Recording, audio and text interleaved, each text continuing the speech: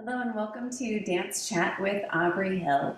I am your host, and it is my great pleasure to be diving into a wide range of conversations with differing dance artists, thinking about concepts around dance, teaching, culture, history, and so much more. Diving into our rich living history. Thank you so much for joining in and enjoy. Fahtiem is a multi-award-winning choreographer, master instructor, and international superstar performer. Highly renowned in the world of Middle Eastern dance for her magical style and elegance. Her resume includes many publications, TV, and video credits. She is the director and choreographer of the award-winning Sultan's Delights. She produces and is the director of an annual convention and highly acclaimed stage production, Oasis Dance Magic. She has produced 5 CDs in which she does the vocals, and her DVD series, Bellydance Bootcamp with Fahtiem, is shaping up the dance world. She has received numerous awards and recognition, including Woman of the Year, Dancer of the Year, Entertainer of the Year, Teacher of the Year, and recognized with the American Academy of Middle Eastern Dance from New York with the award of Hall of Fame Lifetime Achievement, and with MECTA's Hall of Fame, just to name a few. Fahtiem is in great demand, traveling extensively worldwide, sharing her vast knowledge and passion of this beautiful art form while maintaining a full teaching schedule in Los Angeles. She has been honored to teach and perform globally throughout her career, including in Egypt at the Ahlan wa Sahlan Festival.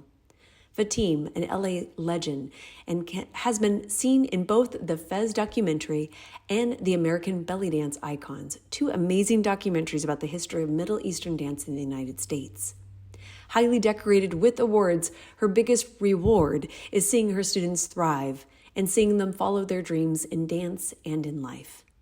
Renowned for her side-to-side belly rolls and having danced for celebrities such as Betty White, Carol Burnett, and many more, we are in for a real treat as we get to peek into the incredible world of Fahtiem. Oh, wonderful. Yeah. Well, let's start at the beginning, the very beginning. Okay. Okay, so you were born in Germany and you grew up on a chicken farm in New Jersey. Yes. And Yes. then at some point you moved to Illinois and you saw an ad in the newspaper. Yes. And it wasn't that I moved there for a long time. I was like there for about a year.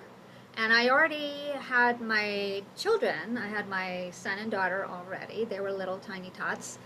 And so I was always looking for something that would be getting me in shape and keeping me in shape and all that kind of stuff. And so I saw an ad in the newspaper that they're going to have belly dance classes at the YMCA.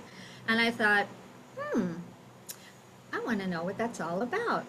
So I go to the YMCA, and there's a room full of lovely ladies, and they're all just housewives and people. And the teacher just happens to be somebody that lives next to a family that's Arabic. She's actually a Hawaiian teacher. And she just asked for her neighbor to show her some steps. And so she taught the class, having steps given to her by her neighbor. And it was like a 2-week course. In that 2-week course, we learned a choreography. And we found a way to make costumes, not knowing what a costume would be at all. So I went to, back then it was Kmart. Now it's something else. And so I went to Kmart, and there was a bra, and it was a bathing suit, but it was made out of chiffon material on top of the cups and also on the pants, and it was like a green color, and so then I go, okay, this looks okay, it's green, and it was like pleated and stuff, so it was like a little fancy. And I'm going, I know I'm supposed to have things jangling and stuff, so I went to the earring place, and they had earrings that dangled, but they happened to be little hands. And so, like, I got many of those earrings, and I took off the part that you put into your ear and just used the little circle, whatever that's called. I'm not a jewelry person. And I sewed those on. So I had little hands hanging on my bra. Okay. So then I said, okay, so now I need something for my hips. So I got belts. Back then, the belts, and they've come back since then, but they were the metal belts that had stuff jingling and jangling on them. So I got a couple of those to put around my hip. I needed a skirt. So I went to I don't sew, except to fix a button and all that kind of stuff, but I've never made costumes. So I went to the fabric store and I got this beautiful green that matched the chiffon, and I got a bunch of fabric. I didn't have a pattern. I didn't know how to sew. So my husband helped me. We put the fabric on the floor and we took newspaper and made a big circle. I put the circle of the newspaper onto the fabric and then made another little circle in the middle of the circle, which is supposed to be where my hips and waist are.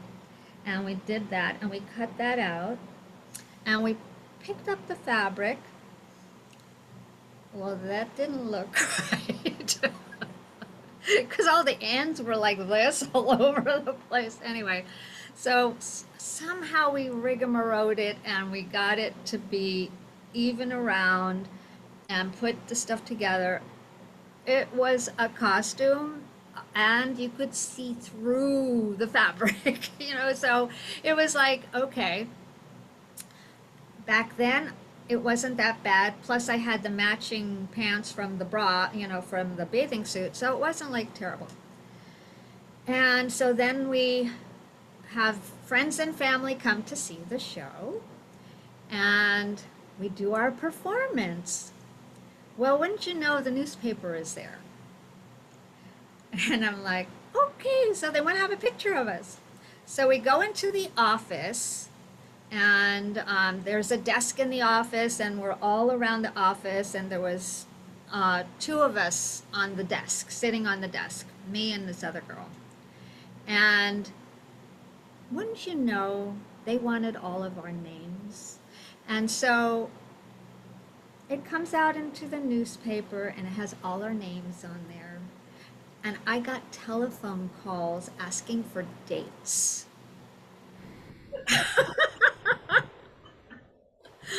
Which was very flattering to me, but I don't think my husband appreciated it too much.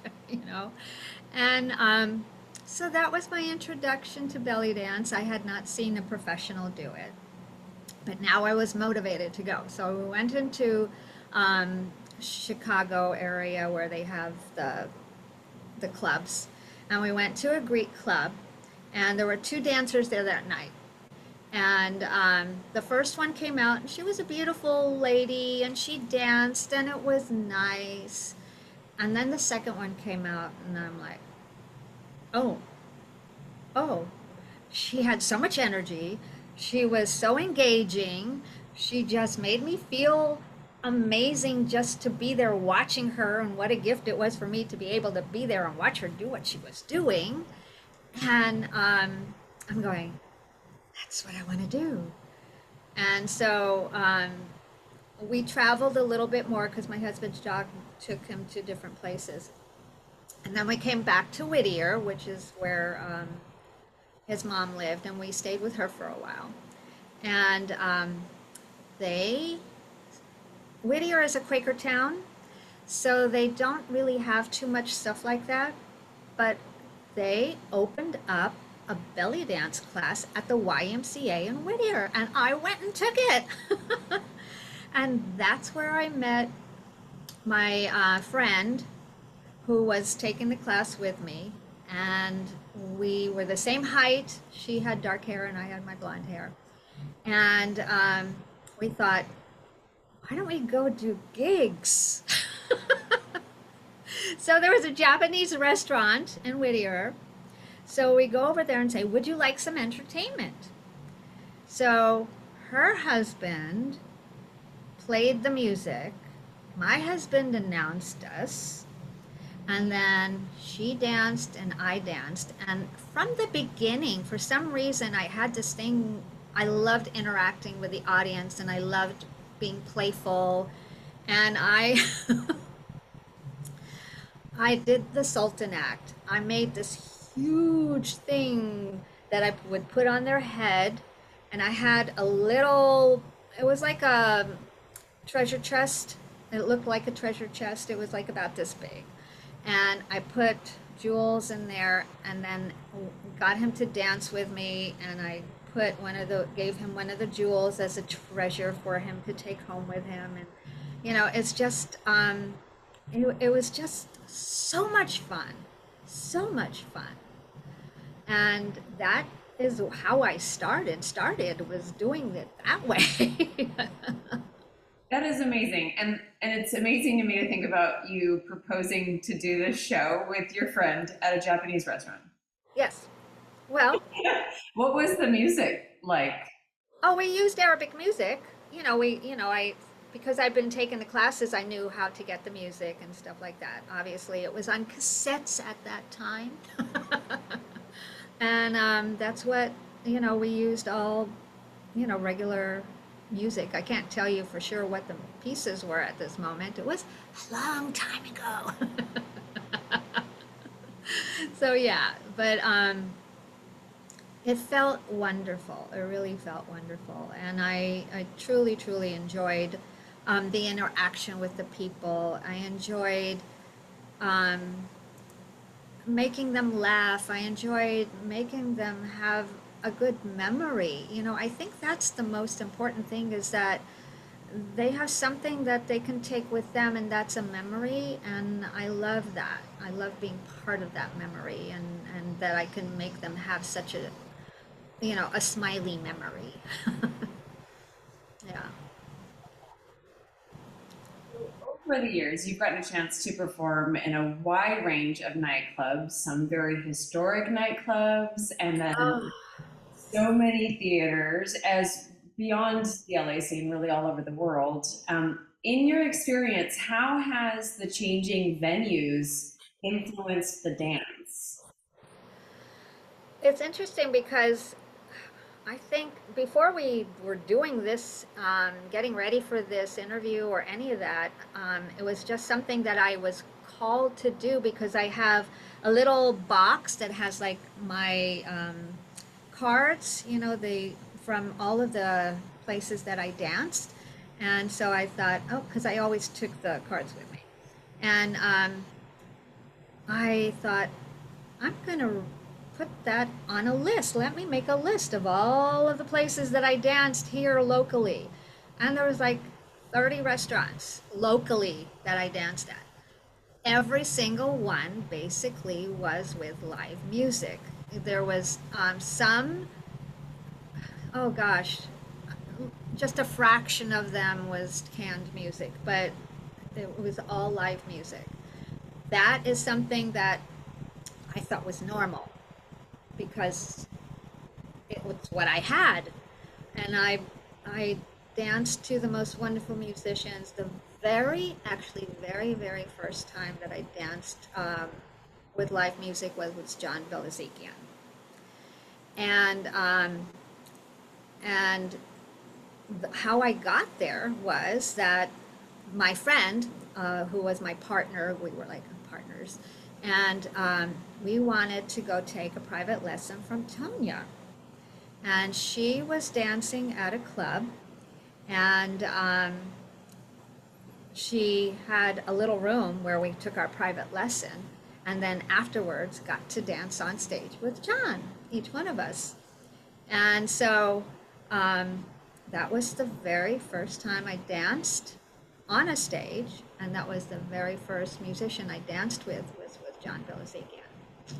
And yeah, and we were close until his passing, his passing. It makes me. kind of choke up.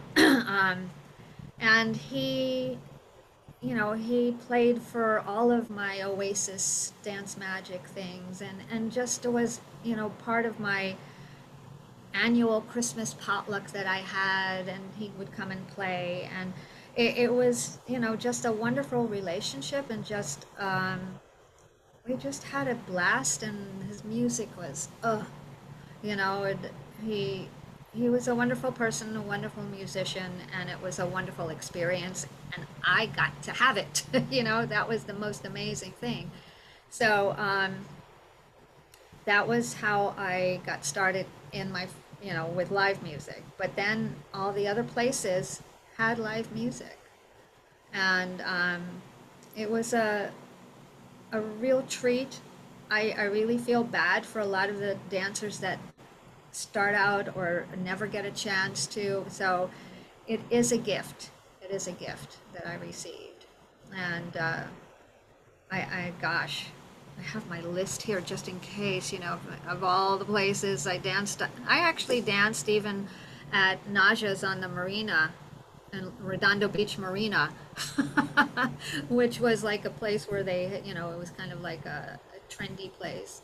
And, Zoraba's Magic Lamp with every kind too. It was like Persian, um, Lebanese, Arabic, Armenian. It was every kind of ethnicity of the Middle Eastern, um, areas. And it was a actually training and getting to know what all of the different cultures that embrace belly dancing, what they were like. Because every time you dance in one of the restaurants that, let's say it was Greek, um, you get to learn about the Greek food. You get to learn about the Greek music. You get to learn about how the Greek people embrace the music and the dance, because they get up and dance to the music because it's their music, and it's like a piece of home, because they're here and they're not in their homeland. And so when they hear the music, they get up and dance, and it's watching them respond to the music was a really great lesson for me, to be able to see how it came from that heart and from the soul, that that music touched them that way. And so I learned a lot about the culture through being, a guest in that arena with them. And it was a beautiful thing for me. And it really helped me a lot to understand what the basics were, is like to just be in it. And that was a great thing for me. It was a gift. It was a gift.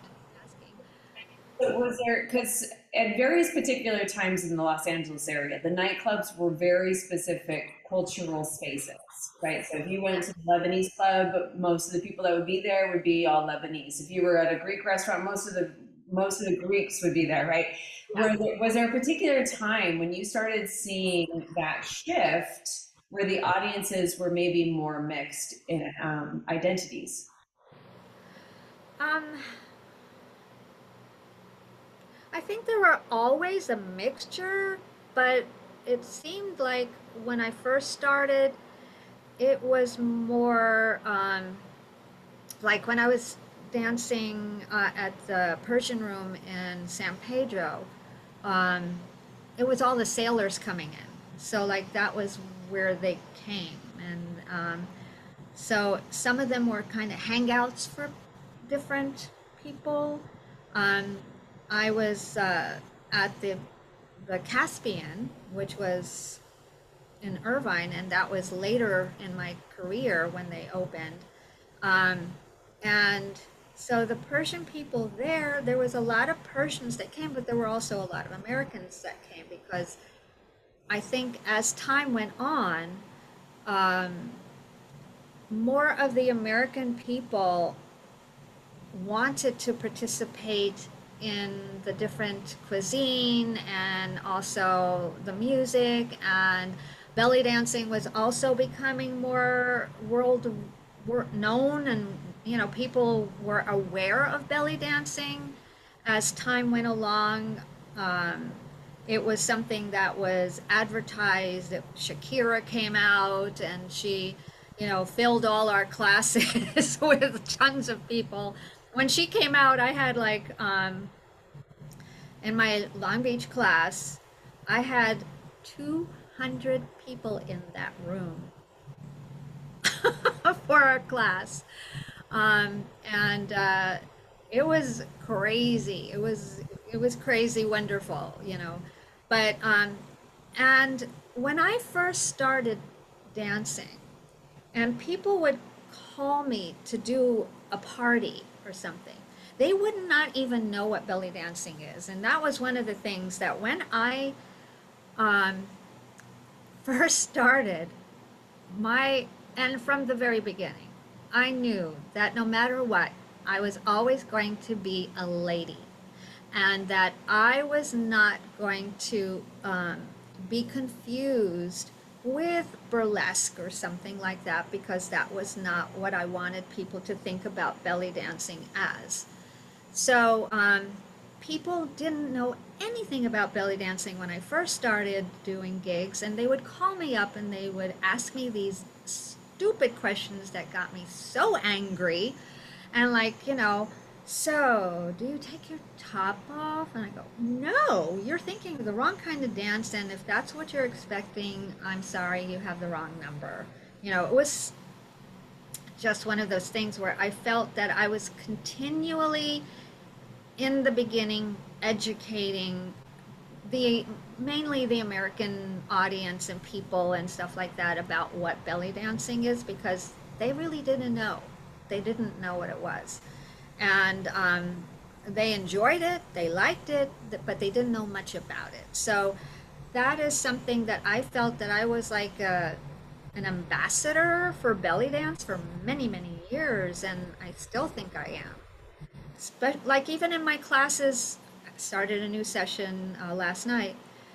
A lot of those people have never taken the class. They really don't know anything about belly dancing, but they know that they've seen it somewhere or whatever, and they want to do it. So it's it's still something that I feel is my purpose, because I feel that this dance has fed me in so many ways and given to me in so many ways that I have to honor it, because it has been so special and amazing for me. So I want to give back. And so I really, really want people to respect what we do, respect the culture, respect um, just women in general. And I think that's going to, just be up to each individual to be able to do that for themselves and for the art. And you can't make somebody do that. You need to want to do that. But it's very rewarding when people have their little kids wanting to take the classes and stuff like that. So it's really sweet. Yeah. So yeah, I get a little riled up when I talk about stuff like that, because there's been so many stories that I can tell. Yeah. Well, it really resonates with me when you're talking about like the honor and the respect and the privilege really that it is to be able to share this back, as I definitely feel um, so much gratitude towards what I've gotten a chance to, the people I've gotten a chance to meet by participating in this dance, and where how much it has enriched my life in knowing more about myself and knowing more about the world, and how I can activate and advocate and be a part of this dynamic community. Yeah. Yeah, it's such an amazing gift in life. Yeah. Yeah, for me, this is, I say this often and I really mean it, really, really mean it. It's fed my heart, my soul, my mind, and my family. It really has. It's all of the areas of my life. It's fed me. And so to still have it be part of my life this much has been just the biggest gift I could possibly have asked for. I think it's given me health. It's given me purpose. It's given me opportunities. I've traveled all over the world. Oh my God. Who would have thought that I'd be doing that? It just never came to my mind. There was also a lady that put together a cruise called 1001 Nights. And I was very fortunate to be asked to be a teacher and performer for the whole 10 years that she did it. And so, that was just an amazing experience cruising every year. That was fun and meeting people from all over. That is also the other thing, the people you meet, the friends that you make, the things that you learn, the um, just how enriched your life gets by all of the people that you meet and the things that you do and the places that you go is such a gift and such, I keep saying gift, gift, gift, but that's how I feel. It's like, okay, but wait, there's more, you know? And I keep finding new gifts all the time. It's just a wonderful, wonderful thing that I enjoy. Um, I also teach at LBCC, which is a college, and that's also been a very, very interesting experience because there's all the other dance forms and belly dance as well. And I feel that that shows where we've gotten in this dance form, and I've been there for over 20 years, is that it's now accepted in the dance community, the regular dance community, as a dance form. And so, that's been a really, really wonderful, I think, opportunity for this dance to be respected because it is taught at a, college level. And um, and that's where I get an opportunity to teach, to talk about all the different backgrounds of the Middle East and all, the food and the this and the that and the traditions and all that kind of stuff. And I get a chance to do that because I have the time. I have a 3-hour class, and it's for a whole semester. And so um, it's it's made me get in touch with those things and put it in order so that I can teach it for other people. So it's been a really good thing for me, and I'm very excited because it's back up again. So this fall I'll be teaching there again. But that's the thing, is that it it's raised um, people's interest in all areas of life. It's not just, nightclubs anymore. It's everywhere. And it's not just for Arabic weddings, it's for people that are not of the culture. They want that entertainment because they've been to a restaurant and they've seen how it makes people feel, and that they know that it's so joyous, and so that when they're going to have their wedding, they want to have something really joyous. And so that's what, why not a belly dancer with all the shiny stuff and all our glittery costumes and things like that. And we're like self-contained. It's like just all we need is music playing, and we can do a whole show and use people and do this and do that, and you know be the Pied Piper for little kids running around. So yeah, it's been really cool. When you were talking about like the amazing people you get a chance to meet through this dance, and I think what I always find really intriguing is that this dance brings in so many different people, right? Every occupation, background, experience, never danced before, been a professional dancer in some other form, like all walks of life. Yes, And they yeah, find something intriguing, inspiring, and deeply meaningful by being yeah, learning and being a part of this dance in particular. yeah, yeah. That's the thing. to be accepted by people that are in ballet and jazz and hip hop and stuff like that.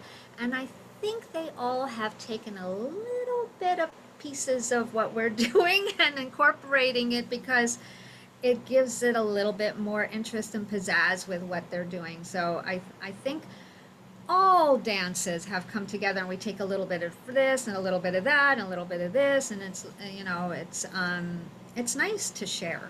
It's nice to share, you know what I mean? It's you learn from each other and respect each other, and that's the most important thing, is to respect all of the dance genres, and also nice to have that in return for ours. It's really been a good feeling, a really good feeling.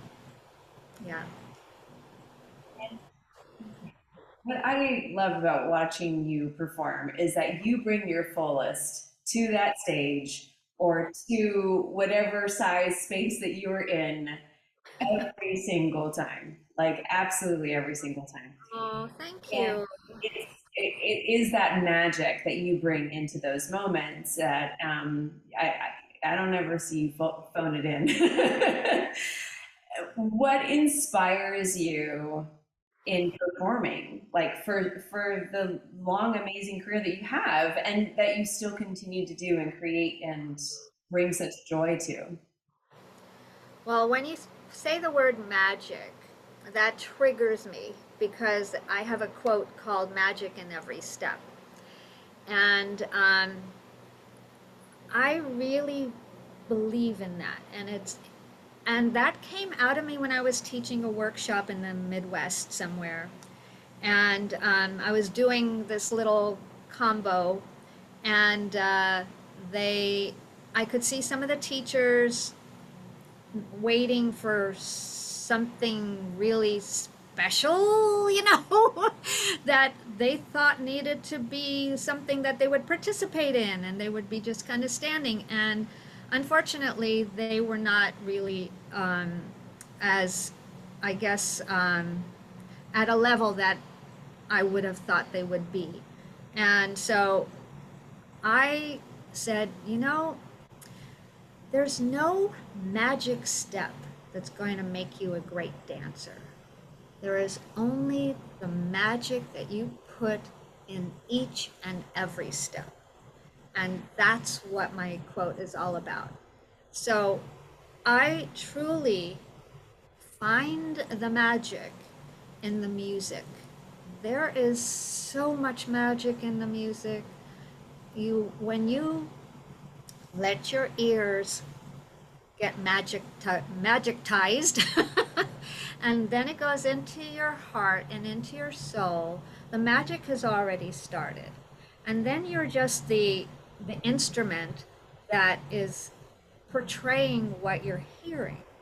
Um, I'm one of those teachers that's very spontaneous, and I'm also a performer that's spontaneous. I do not choreograph my shows.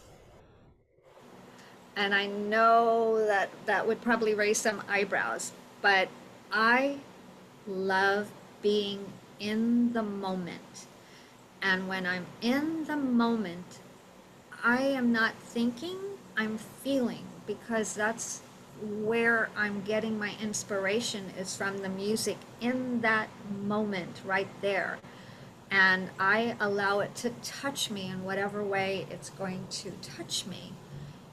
And it's not predetermined, it's in that moment. There have been some times when I have done a show at one of the places that I've been, and they send me the video, and I'm watching it, and I'm going, what did I do there? How did I do that? You know, it's like, I'm like trying to figure out what I did and stuff like that, because I'm not choreographed. And so I think that has been, it makes me feel satisfied when I'm done dancing, because it's almost like I'm in it's not a trance thing, I'm just in the moment.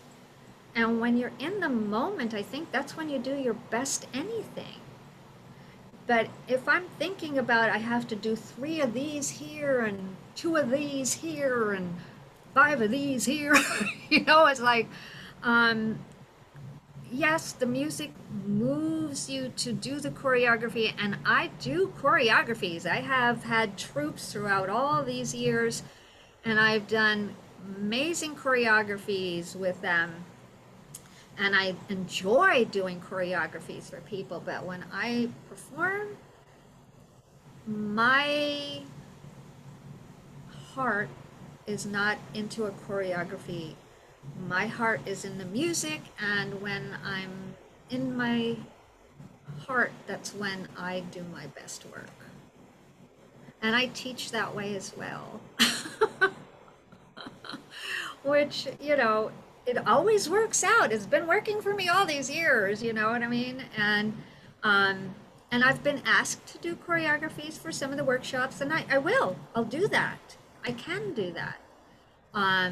It's not my go-to place. That's what I can say. So when I do my shows, whether it's in a club or on a stage, it's really from the heart each time. Now, I think what you were asking me a little bit ago was the difference between doing the clubs and doing a stage show for, what I would call the major thing. When I danced in the clubs, when I danced for parties, always with finger cymbals, always with finger cymbals. I felt that if, most of the time for the parties, it was canned music. Very rarely would they want to pay for a band. And so I had to bring something alive with the music with my finger cymbals. And so I never danced without them. Then, like as you got into the show situation, and like I started my Oasis Dan Magic shows in 1990. And so it was at a Sheraton hotel, and huge room and big stage. And the reason I started it is because I wanted the American public to come see Middle Eastern dance presented like an art form. And so that was my whole premise for having the show. So I had a program book. The room had humongous chandeliers. It was it was upscale. It was beautiful. I had tons of vendors. It was a huge ballroom dance area. Big stage, backdrop, lighting. I had a place for the girls to change that was like a dressing room.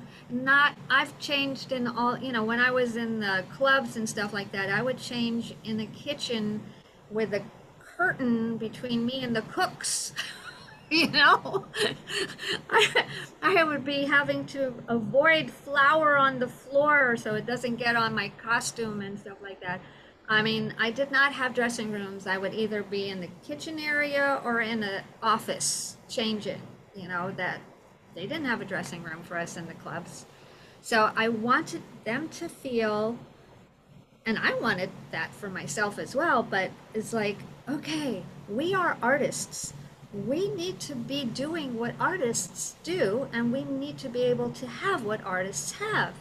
And so that's when I started Oasis. And that's when you get on that big stage and that large room, doing the finger cymbals really kind of get lost because the acoustics is a little different when you're not so intimate with people. And then the music also needs to be pretty loud so that it will go through the whole room and stuff like that. So that was when I stopped using finger cymbals on stages. And that was a big change to do that for, but as soon as I was, back in the club, And then also anywhere else that was not a stage. So that was probably the biggest change for me going from one to the other. Um, and there were times, yes, when we would have some live music on those big venues and stages, but a lot of times it would be still canned music, but it would be sounding really good, because it had the amplification was great, and and it was great to be like, you know, you feel more like this when you are presented like a queen. You want to like go, oh yes, I am. You know what I mean? It feels that way, and I think uh, getting in touch with yourself before you go on, whether it's a party, a nightclub, a big stage, um, is bringing who you really are to the stage each time. Being real, and I hope that's what it is that you're feeling when you're asking me about that. That like when I go out there, I'm not pretending to be anybody. I'm being just my best self in that moment. And then nobody can say anything about that because that's who I am. And so I don't need to sell anything. I just need to be. And I don't need to have the audience validate me because they're not there to work for me. They don't have a job that they came to be having a great time. And so my personal opinion is that when anybody gets on a stage, it is their um, opportunity to give the audience something to connect to that they can relate to. And that's why there is an audience and a performer way of like connection, is that they can actually feel that there's something that they have that you might have and that you both have together. And so being real makes that happen, I think, instead of trying to be something that you're not. And then the audience can feel when you're being real, and then they can relax and then just enjoy it. Does that make sense? Absolutely. And I was thinking about how both the improvisational way in which you prefer performing, but also prefer teaching. Do you find that the grounding that you are touching into of finding yourself before you go into teaching or performing to be very similar spaces? um, when I go in to teach, I'm old school still. I, I have my CDs. I don't have my MP3s yet or MP4s or any of that shit. Okay, so I have my CDs. I go in to teach. I go like this and I move them around. Like this. I go, that one. I pick that up and I put it in my boom box that I still have. And I play that, and whatever comes out, comes out. I don't pretend know even what the music's gonna be. And so it's still that spontaneity. I and the grouping of people that get together for each class also creates its own energy. Everyone brings their essence to the room, and it creates this total um, other energy that is created. It's like everyone contributes, and then there's this big glow of all of us that's there. And I think I feed off of that, and they feed off of what I'm getting from that too. So, like in the classes, being able to not make it like especially in the beginning classes. You know, they know nothing. They're a little fearful about moving their bodies. They don't know exactly what to expect. They don't know whether they can do it. They have a lot of doubts and questions. And so I feel it is um, the easiest thing for them to relax and accept what's being given to them is to make them laugh. And so I'll say something every once in a while. It's not planned, it just comes out of my face. What can I say? But yeah, so I think it is the same formula. I I have a beginning class, an intermediate class, and an advanced class, and I do different things according to the different levels, but it's still the same process. And if there's like a project that we're doing, then I would change according to the project or whatever. And it's been working all these years, and I'm still teaching everywhere, so I guess it's okay. They keep coming back. What can I tell you? And they bring their friends, you know, their mommy. Yeah. So, Is there any particular advice that you would give to new teachers? oh, I think caring is really, really important. When I go to teach, the class is not about me.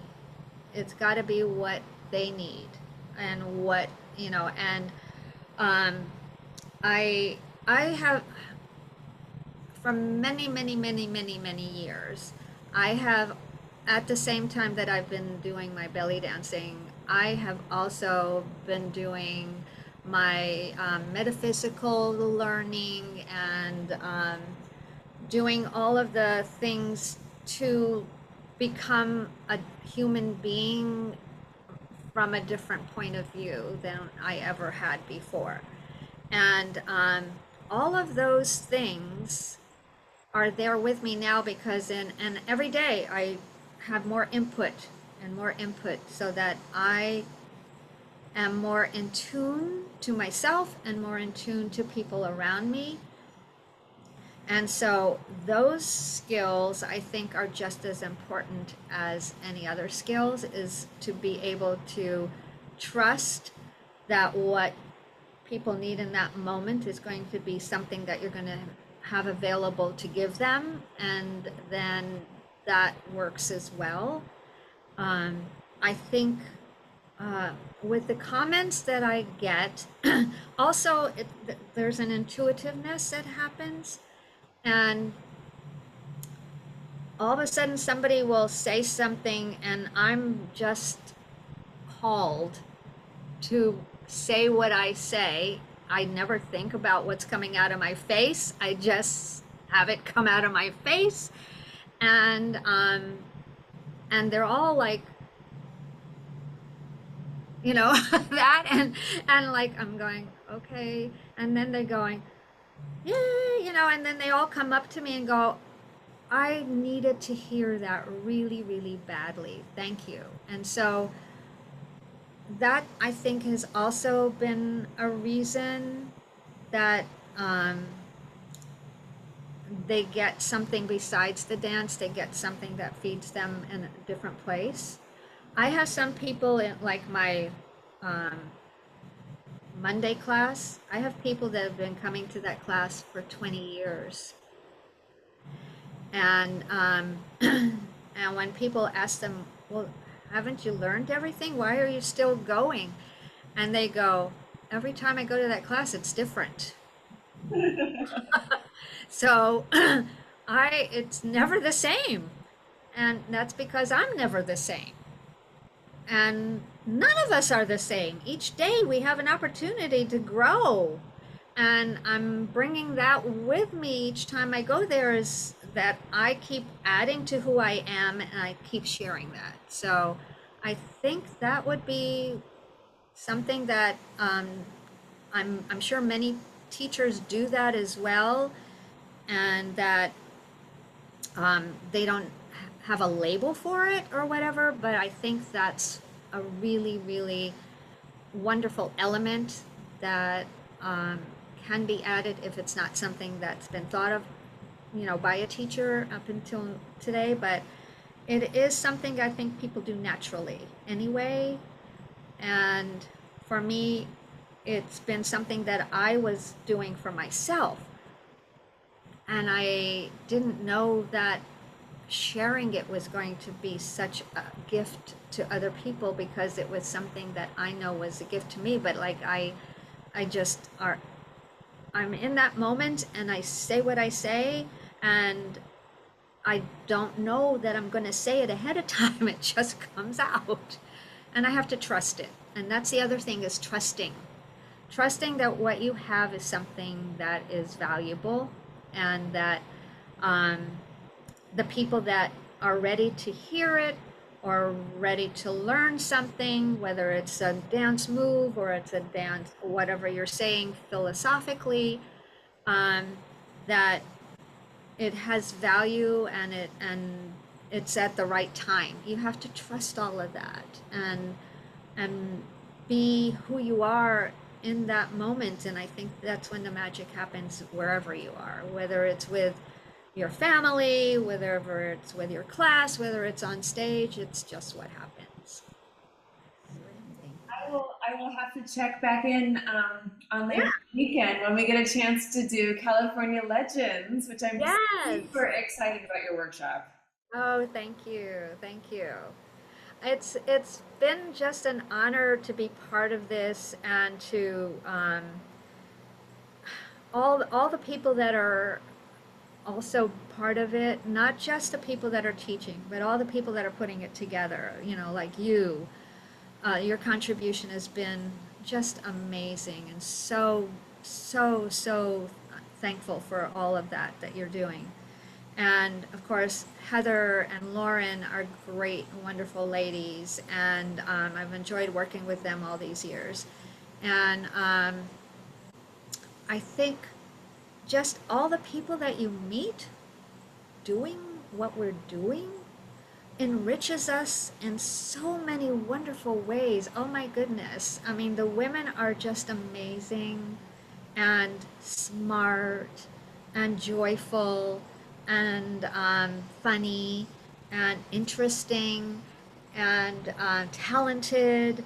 And so bringing a group of those together in one weekend, and that we can all collect and just have that wonderful interaction, and have the opportunity to perform and teach and share. And I think just being around people that are of the same, mindset brings more out of each of us. And I'm looking so forward to that opportunity to have more dragged out of me in a joyful way. It's like, you know, um, it, it's a great place to meet new people that come, that have not been to any of our classes, and now here they are.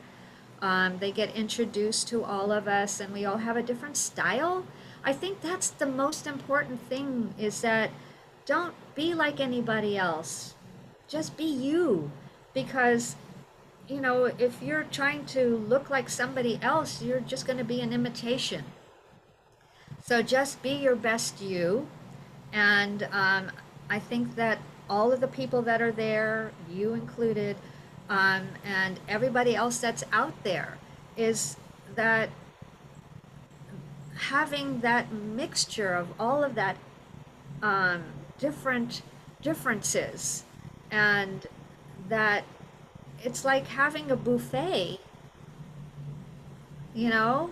It's kind of like, well, this is a cherry, and that is a olive, and this is bread, and this is mashed potatoes. It's kind of like when you're having all this stuff, it's like a banquet, and you're having a little bit of this and a little bit of that and a little bit of this and a little bit of that.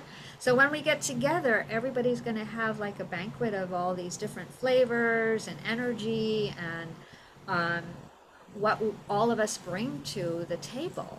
So that's a great, great opportunity for not just us, because we enjoy it too. We get together and we have so much fun. And but also for all the students that come and all the teachers that come to support and participate in the classes, and then all the performances, and it's just an opportunity for so much wonderfulness. It really is. People get a chance to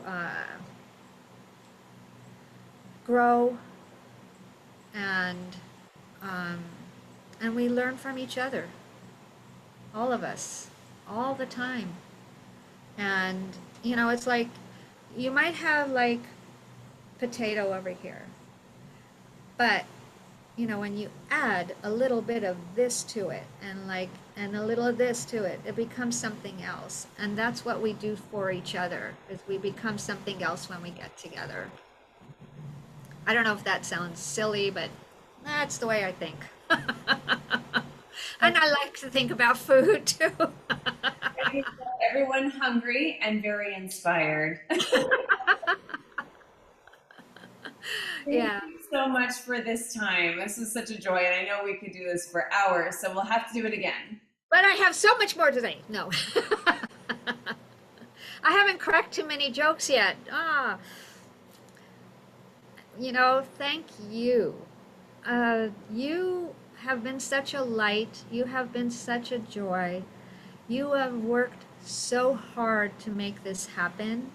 And I can't even tell you how much I appreciate you and how much you have added to our dance and to me and to everybody else. And love you. Love you. Yeah. And I love all you too. I'm not leaving you out.